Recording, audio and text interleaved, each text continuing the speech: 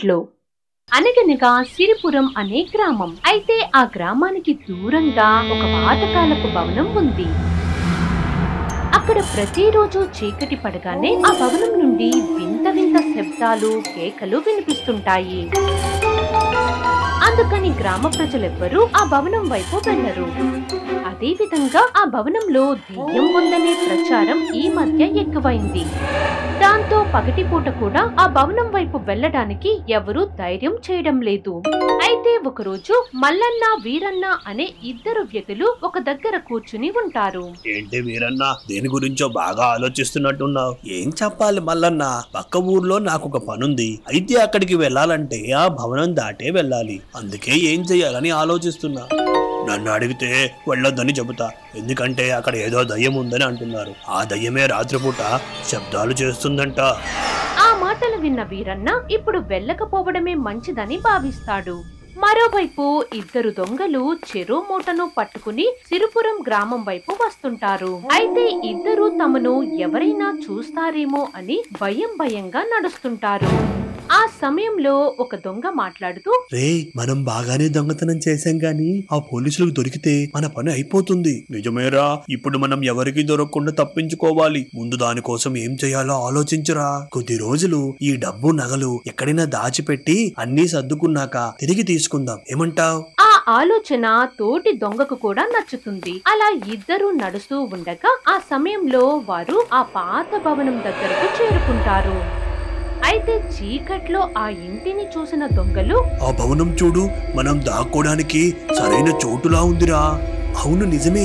ఈ చోటికి పెద్దగా జనాలు కూడా రారనుకుంటా. మరి ఇంకెందుకు ఆలస్యం, పదలోనికి వెళ్దాం అని ఇద్దరు ఆ ఇంటి వైపు అడుగులు వేస్తూ వెళ్తారు. అయితే ఇంటి చుట్టూ చీకటి ఉండగా దానికి తోడు ఆ ఇంటి మెయిన్ డోర్ కు తాళాలు వేసి ఉండవు. అప్పుడు ఇద్దరు ఆ పాడుబడిన ఇంట్లోకి అడుగు పెడతారు. అలా వారు ఇంట్లో నడుస్తూ ఉండగా ఒకటి కాళ్లకు ఏదో అడ్డు తగిలినట్టు అనిపిస్తుంది. అదేంటో అని చూడగా అదొక లాంతర్ లైట్. అప్పుడు దాన్ని వెలిగించి ఇల్లు మొత్తం చూస్తుంటారు. ఆ సమయంలో ఒక దెయ్యం ఇంట్లోకి ప్రత్యక్షమై ఆ ఇంటి మెయిన్ డోర్ ను మెల్లిగా మూసేస్తుంది. నా కోసం వచ్చిన అతిథులకు స్వాగతం అనే దెయ్యం మాయమైపోతుంది. అప్పుడు ఆ మాట విన్న ఇద్దరు దొంగలు మాట్లాడింది ఎవరని వెనక్కి తిరిగి చూడగా ఎవరూ ఉండరు. ఆ సమయంలో లాంతర్ లైట్ కాంతి తగ్గిపోతుంది. అప్పుడు కొద్ది దూరాన గాల్లో వేలాడుతున్న ఒక లాంతరు బుట్టి కనిపిస్తుంది. అదేంటో చూద్దామని మెల్లిగా వారు దగ్గరకు వెళ్లి చూసేసరికి దెయ్యం నవ్వుతూ లాంతర్ లైట్ ని ఆర్పిస్తుంది. దాంతో చుట్టూ చీకటి కమ్ముకుంటుంది. అలానే దెయ్యాన్ని చూసిన ఇద్దరిలో భయం మొదలవుతుంది.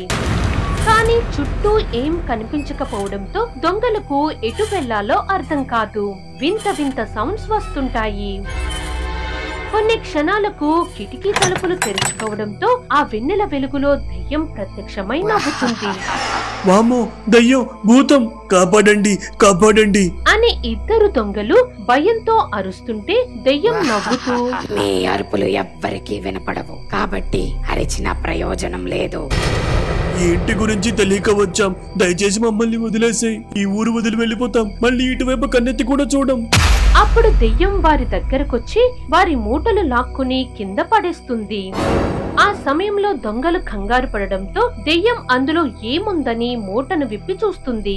అయితే అందులో నగలు ఉండడం చూసిన దెయ్యం, అయితే మీరు దొంగలన్నమాట. ఇప్పుడు ఇవన్నీ నా సొంతమే కదా. సరే, అవన్నీ తీసుకో, కానీ మమ్మల్ని మాత్రం వదిలేయి.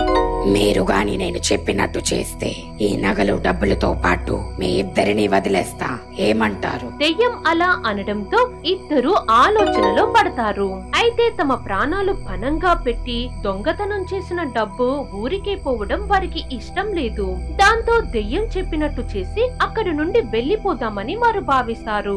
సరే, ఏం చెయ్యాలో చెప్పు. ఎంతో కాలంగా ఈ భవనం పాడుపడిపోయింది. దాంతో ప్రజలు ఇటువైపు కన్నెత్తు కూడా చూడడం లేదు. కాబట్టి మీరు ఈ ఇంటిని అందంగా మార్చాలి. దెయ్యం మాటలకు ఇద్దరు అయోమయంగా చూస్తారు. కానీ వేరే మార్గం లేక ఒప్పుకుంటారు. ముందు ఇక్కడ శుభ్రం చెయ్యండి. అలాగే చేస్తాం. నువ్వు మాట ఇచ్చినట్టు పని పూర్తయ్యాక వదిలేస్తావు కదా? వదిలేస్తా, కానీ ఏదైనా పిచ్చి పిచ్చి వేషాలు వేస్తే మీకు చావు తప్పదు, గుర్తు పెట్టుకోండి అని దెయ్యం బెదిరించి అక్కడ నుండి మాయమైపోతుంది. ఆ తర్వాత ఇద్దరు లాంతర్ లైట్ సాయంతో అక్కడ పనిచేస్తుంటారు. అనవసరంగా వచ్చి ఇక్కడ ఈ దయ్యం దగ్గర ఇరుక్కుపోయాంరా. అంతా మన కర్మ. మన డబ్బు కోసం అది చెప్పినట్టు చేయక తప్పదురా. అలా ఇంటి లోపల వారు పనిచేస్తుంటే మధ్య మధ్యలో దెయ్యం వసు వారిని గమనిస్తూ ఉంటుంది. చాలా సేపు పనిచేసిన తర్వాత అలసిపోవడంతో ఇద్దరు అక్కడే నిద్రపోతారు. అయితే మధ్యరాత్రిలో దెయ్యం అక్కడ ప్రత్యక్షమై ఇంటి గుమ్మం నుండి బయటకు వెళ్లే ప్రయత్నం చేస్తుంది.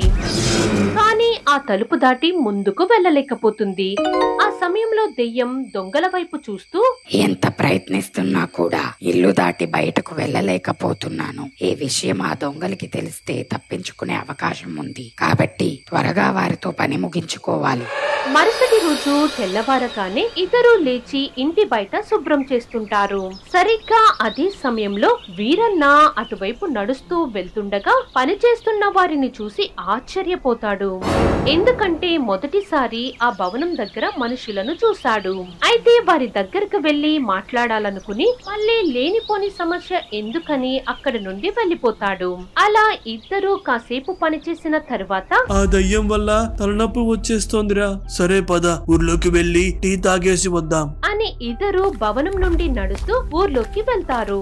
అలా నడుస్తున్న వారికి అక్కడొక టీ దుకాణం కనిపించడంతో ఇద్దరు అక్కడికి వెళ్లి టీ తాగుతారు. అయితే ఆ సమయంలో అక్కడున్న మల్లన్న వారిని చూసి, బాబు మీది ఏ ఊరు? కొత్తగా కనిపిస్తున్నారు. మల్లన్న అలా అడగడంతో ఇద్దరు కొంచెం కంగారు పడతారు. అయితే నిజం తెలిస్తే మొదటికే మోసమని భావించి వారిలో ఒక దొంగ మల్లన్నతో, మేము ఒక ఇంటిని బాగు చేయడానికి వచ్చామండి. ఇద్దరం కూడా పని చేసుకునే కూలీలం. ఇంతకీ ఎవరి ఇంటికి పనికొచ్చారు బాబు? ఊరి చివర ఉండే భవనం అండి. ఆ మాట విని అక్కడున్న వారు ఆశ్చర్యపోతారు. అయితే తమను పనిలో పెట్టుకున్నది ఎవరని మల్లన్న అడుగుతాడు. అప్పుడు ఆ దొంగలు అక్కడే ఉంటే ఇబ్బందని భావించి ఏం సమాధానం చెప్పకుండా వెళ్లిపోతారు. అలా ఆ దొంగలు కొన్ని రోజుల పాటు ఇంటిని బాగా శుభ్రం చేస్తుంటారు. అయితే ఇదే విషయం గురించి ఊరంతా కూడా మాట్లాడుకుంటారు. రే బావా, ఇన్ని రోజులు ఆ ఇంటి గురించి భయపడేవారు, కానీ ఇప్పుడు ఎవరో ఆ భవనం దగ్గర పని చేస్తున్నారంట కదా? అవునరా, కానీ ఆ పని చేస్తున్న యజమాని ఎవరంటావు? పద, మనమే వెళ్లి స్వయంగా చూద్దాం అని ఇద్దరు ఆ ఇంటి దగ్గరకు బయలుదేరి వెళ్తారు.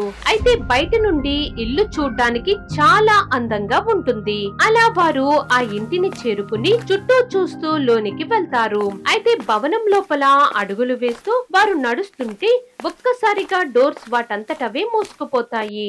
అప్పుడు ఇద్దరు కంగారు పడి వెనక్కి తిరిగి చూసినప్పుడు దెయ్యం గాల్లో కనిపిస్తుంది. వెంటనే వారు భయపడి పారిపోవడానికి చూస్తారు. ఇంతలో దెయ్యం ఇద్దరి ప్రాణాలను తీసేస్తుంది. అదే సమయంలో ఇద్దరు దొంగలు దెయ్యం అలా చంపడం చూసి హడలిపోతారు. ఇదిగో ఇక్కడ నేల మీద పడిన రక్తాన్ని కూడా శుభ్రం చేసేయండి, ఎందుకంటే నా ఇల్లు అద్భుతంగా ఉండాలి. రే, అలా చంపేసిందేంట్రా? నాకేదో భయంగా ఉంది. కంగారు పడకురా, మనం ఈ పని పూర్తి చేసి మన డబ్బులతో వెళ్లిపోదాం. కాబట్టి కొంచెం ఓపికతో ఉండు అని ధైర్యం చెబుతాడు. అలా 2 రోజులు గడిచిన తర్వాత ఇద్దరు దొంగలు ఇంట్లో ఉన్న దెయ్యం వద్దకు వస్తారు. నువ్వు చెప్పినట్టే పని మొత్తం పూర్తయింది. మా మూటలు ఇచ్చేస్తే వెళ్లిపోతాం. దానికి దెయ్యం నవ్వుతూ, ఎందుకంత తొందర? మీరు చేయాల్సిన ఆఖరి పని ఒకటి మిగిలిపోయింది. ఇంకేం చెయ్యాలి?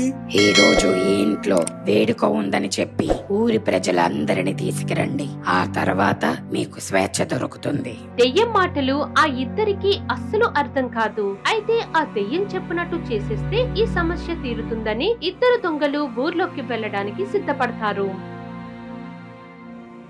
అలా వారు అక్కడ ప్రజలను ఒక దగ్గర పోగు చేస్తారు. అయితే వారు భవనం దగ్గర పనిచేసిన వాళ్ళు కావడంతో అందరూ ఆసక్తిగా వచ్చి వారి మాటలను వింటుంటారు. మీకు ఒక ముఖ్యమైన విషయం చెప్పడం కోసం మేము ఇక్కడికి వచ్చాం. అదేంటంటే ఈ రోజు రాత్రి భవనం దగ్గర వేడుకలు జరుగుతున్నాయి. కాబట్టి మీరంతా కూడా తప్పకుండా రావాలి. అలానే మంచి విందు భోజనాలు కూడా ఉన్నాయి. అవన్నీ సర్లే గాని ఇంతకీ యజమాని ఎవరు? ఈ రోజు రాత్రి కనిపిస్తారు. అందుకే మిమ్మల్ని పిలవడానికి మేము వచ్చాం. అయితే దొంగలు చెప్పిన మాటలు విని అందరూ కూడా వేడుకకు వస్తామని ఒప్పుకుంటారు. అలా ఆ రోజు చీకటి పడగానే ఊరి ప్రజలందరూ వరుసగా దెయ్యం ఉన్న భవనం దగ్గరకు బయలుదేరి వెళ్తుంటారు. అయితే ఒక్కొక్కరిగా ప్రజలు భవనం దగ్గరకు చేరుకుని అందంగా ఉన్న ఆ ఇంటిని చూస్తుంటారు. ఆఖరిగా అందరూ ఇంట్లోకి చేరుకోవడంతో ప్రతి ఒక్కరూ ఇంటి యజమాని కోసం ఎదురు చూస్తారు. ఆ సమయంలో ఇంట్లో వెలుగుతున్న దీపాలు ఆరిపోతాయి. అప్పుడు గాల్లో ఒక దెయ్యం ప్రత్యక్షమై గట్టిగా నవ్వుతుంది. అలా దెయ్యాన్ని చూడగానే భయంతో అందరూ హడలిపోతారు.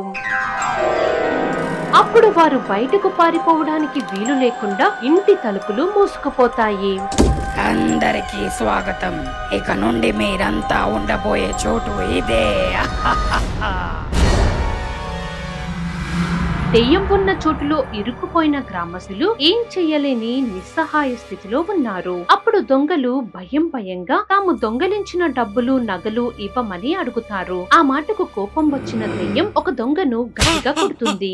మీ అందరినీ మళ్ళీ చూడటం చాలా సంతోషంగా ఉంది. దయచేసి మమ్మల్ని వదిలి మేము తిరిగి మా ఇళ్లకు వెళ్లిపోతాం. నేను మిమ్మల్ని ప్రాణాలతో విడిచిపెట్టాలంటే మీరంతా ఒక పని చెయ్యాలి. మేమంతా నువ్వు చెప్పినట్టే చేస్తాం. ఏం చెయ్యాలో చెప్పు. ఈ రోజు కోసమే దెయ్యం ఎన్నో రోజుల నుండి ఎదురు చూస్తుంది. ఎప్పుడైతే దెయ్యం చెప్పినట్టు చేయడానికి గ్రామస్తులు ఒప్పుకున్నారో ఇంటి తలుపులు తెరుస్తుంది. మీరంతా మధ్యరాత్రి వేళలోపు మీ ఇళ్ల నుండి ఇటుక ముక్కలు వేరు చేసి శ్మశానం వద్దకు వెళ్ళండి. ఆ తర్వాత దక్షిణం వైపు ఇటుకలతో ఒక సమాధి నిర్మించండి. సమాధి నిర్మించడం ఏంటి? నువ్వు గాని అతిగా మాట్లాడితే ఇక్కడే నీకు సమాధి కట్టేస్తా. దెయ్యం మాటలకు గ్రామస్తులు భయపడతారు. ఆ తర్వాత దెయ్యం తమలో ఒకరిని బందీగా ఉంచుకుని మిగిలిన గ్రామస్తులను పని పూర్తి చేయమని ఆ ఇంట్లో నుండి పంపుతుంది. ఆ సమయంలో దొంగలిద్దరూ ఏం చెయ్యలేక మౌనంగా నిలబడి ఉంటారు. అప్పుడు దెయ్యం వారి ముందుకు డబ్బులు మూటలు ప్రత్యక్షమయ్యేలా చేస్తుంది. ఈ రాత్రికి నా పని పూర్తవుతుంది కాబట్టి ఇక మీరు ఈ ఇంట్లో నుండి వెళ్ళొచ్చు. హఠాత్తుగా దెయ్యంలో కలిగిన మార్పుకు దొంగలిద్దరూ ఆశ్చర్యపోతారు. అసలు ఈ చర్యలన్నిటికీ కారణం ఏంటని వారిద్దరూ దెయ్యాన్ని అడుగుతారు. అప్పుడు దెయ్యం తన గతం గురించి దొంగలకు చెబుతుంది.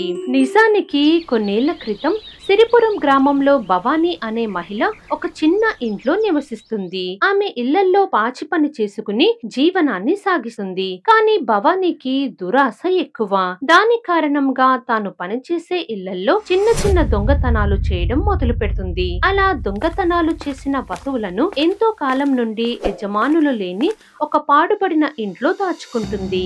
ఇంకొన్ని దొంగతనాలు చేసిన తర్వాత ఈ ఊరి వదిలి వెళ్లిపోయి హాయిగా బ్రతుకుతాను. ఒక రోజు భవానీ ఎప్పటిలా ఒక ఇంట్లో పనిచేసి దేవుడి గదిలో ఉన్న వెండి విగ్రహం దొంగలించుకుని వెళ్లబోతుండగా దొరికిపోతుంది. ఆ తర్వాత భవానీని రచ్చబండ వద్ద గ్రామ పెద్దలు నిలదీసి అడుగుతారు. అప్పుడు భవానీ భయపడి నిజాలన్నీ చెబుతుంది. దాంతో గ్రామ పెద్దలు ఆమెను ఊరి నుండి బహిష్కరిస్తారు.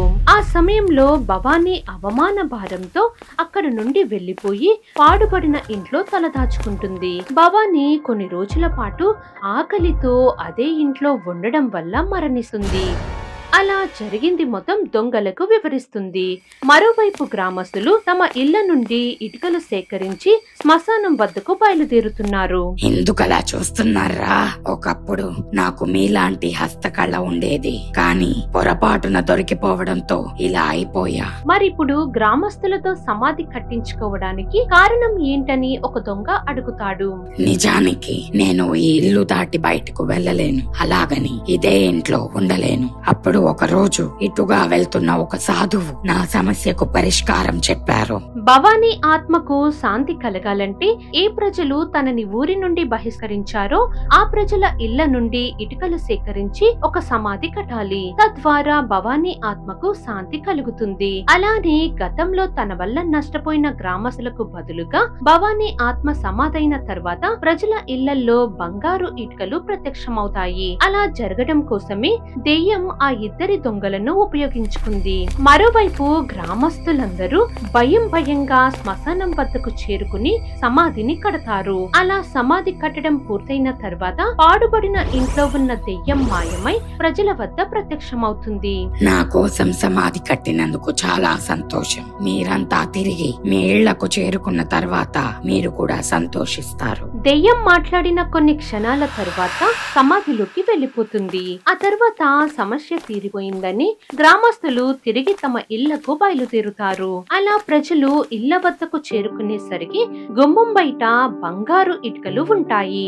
వాటిని చూడగానే ప్రజలు ఆశ్చర్యపోతారు. మరోవైపు ఇద్దరు దొంగలు తమ డబ్బు మూటలు ఆ ఇంట్లోనే వదిలేసి తాము చేసిన తప్పులకు లొంగిపోవాలని పోలీస్ స్టేషన్ వద్దకు బయలుదేరి వెళ్తున్నారు. ఈ విధంగా ఆ ఇంట్లో ఉండే దెయ్యం కథ ముగిసిపోయింది.